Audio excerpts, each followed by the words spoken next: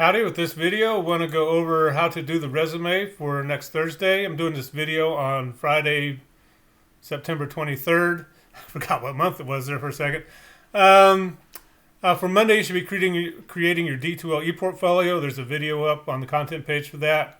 It's not intuitive. It's a little frustrating. So I want to make sure we have plenty of time so you don't feel like, I got to do this all, and if you run into problems, let me know and we'll see what we can do.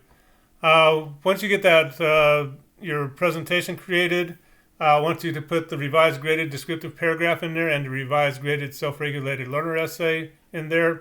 I don't want the graded version. I just want you to take the graded version I sent to you, revise your essay one more time, so when you put it into the e-portfolio, it's a pretty good looking piece of writing, right? I don't see a reason to assign exercises from Adkins. I'm not seeing error patterns in people's writing, so I don't want to create busy work just for funsies. We're all busy people. If we start seeing error patterns, maybe with commas and stuff, we'll come back to those. But for next Thursday, I want you to post your resume into. Actually, I want you to send a resume to me. I'm going to go over it real quickly, and then we're going to put that in the e-portfolio. Then on Monday, we're going to do kind of a cover letter, intro paragraph kind of thing, and you're going to send that to me, and then I'll look at it, and then we'll put that in the e-portfolio. And you kind of see as we build this e-portfolio, you're going to have a record of your work throughout the whole semester, and also hopefully some professional documents to get you started when you graduate and you're ready to go find your job, or even hopefully you can find a job before you graduate, right? We have all these career fairs and all that to help students find jobs, before they even graduate. But for the resume, one other thing I want to show you, as we talk about all this stuff, keep in mind Northeast State has a Career and Workforce Development Center. So if you are getting close to graduation, they're great people to get to know. And they say it right there. They're available to assist with resumes, cover letters, interview prep, job postings, all kinds of fun, good stuff.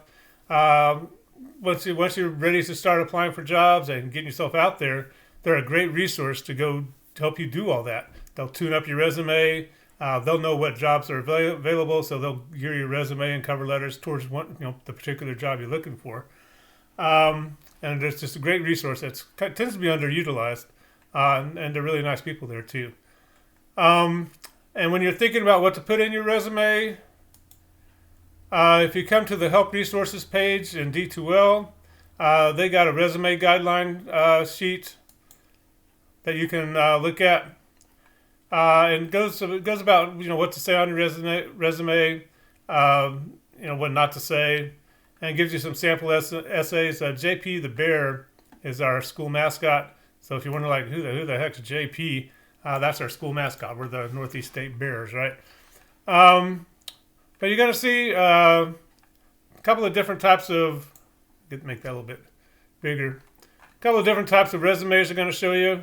One is kind of JP as an emerging student. Other one's a JP trying to do other stuff. You're going to gear your resume for what you want to do. And I really want you to gear it towards the profession you're trying to get into. Like for me, I worked in restaurants for almost 20 years. So at one point I had a restaurant resume that showed all my great experience in restaurants, and I had my teaching resume that showed I didn't have a lot of experience, and I was trying to get experience, right, to move from restaurants into teaching. So I had two resumes going at the same time because there's no reason to send a restaurant resume to a teaching job, a potential teaching job, or a teaching resume to a potential restaurant job. So that was kind of fun. So they have different resumes here, but I want you to gear yours towards the profession you're going to pursue with your certificate. So that's up there on D2L. But the physical part of creating a resume, there are templates already out there. We'll go to Word first. I'm in Microsoft Word now.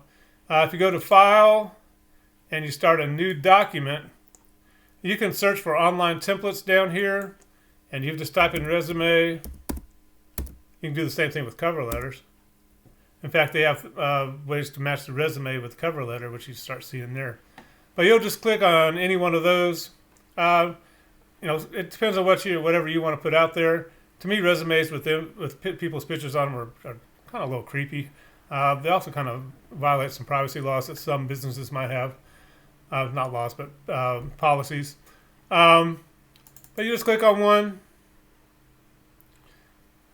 and you can use the resume assistant if you want to. I've never done that before.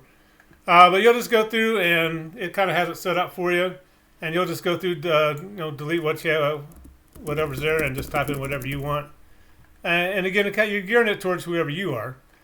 So if you're 18, 19 years old and you don't have a lot of experience, you're probably going to focus on the skills you have. Don't forget to put on in your skill set online learning, right? You may not have wanted to take an online class, but here you are and you're doing it, right? Same thing with keyboarding skills. You're learning all this neat stuff while you're in college. Maybe things you didn't intend to, but you've had to learn just to survive, so to speak. But you can just use the template and fill in whatever you have going on.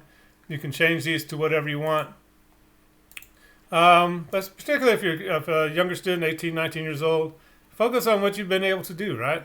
If you've babysitted anybody, that's kind of important. Somebody trusted you with their children. If you had a job where they trusted you with the money or the keys to the business, you showed responsibility there. Kind of get that kind of stuff out, even if you don't have a lot of experience. Hopefully you've been doing things like that. But definitely if you're getting into welding, what kind of experience do you have? Even if you're just tooling around at home, indicate that you have picked up a welding torch and know what to do. I have no idea. I've never welded in my life. But it's nice to have these templates so you're not starting with a blank page with the cursor blinking at you. Also, if you're in Google Docs, if you go to where's Google Docs? I don't use Google Docs much, but a lot of students do. But same thing here. You can get into the template gallery, and there's the one called resumes. I assume you can do a search too, and you just want to find the one you might want to use. We'll click on this one. And it's the same idea. It's going to come up with a template, and you're going to go through and list your skills, your education, major projects if you've been on any. And kind of one of the ideas is if your resume is kind of thin at this point, what can you do at Northeast State to build the resume? Is there, are there clubs you can join? Are there other activities that might you can start thinking about that would build that resume? But same kind of things. It just kind of depends where you're at, and what kind of responsibilities and activities you've been involved in. But don't forget things like if you do things with the church, like mission trips or helping people out. Stuff like that helps. It makes people understand you're out there to get something done with your life, right? But hopefully that helps a little bit. You got all these resources. If you need more help, I'm happy to try and help too. But again, you're going to send me the resume on next Thursday, the 29th. I'll take a quick look at it. Basically, I'm just looking to make sure you spell Kingsport right or stuff like that. That's one of the more interesting things. You're trying to get all this stuff in the resume, and sometimes just little stuff like that can trip you up. We've had applicants for English teachers at Northeast State spell Blountville wrong, so silly stuff like that. But again, hopefully by the end of the class, you're going to have a pretty good resume looking. You'll go to that career and workforce development. They'll tool it up even better, and you'll be out there ready to go look for a job. But if you have any questions, be sure to let me know, and we will talk to you later. Bye-bye.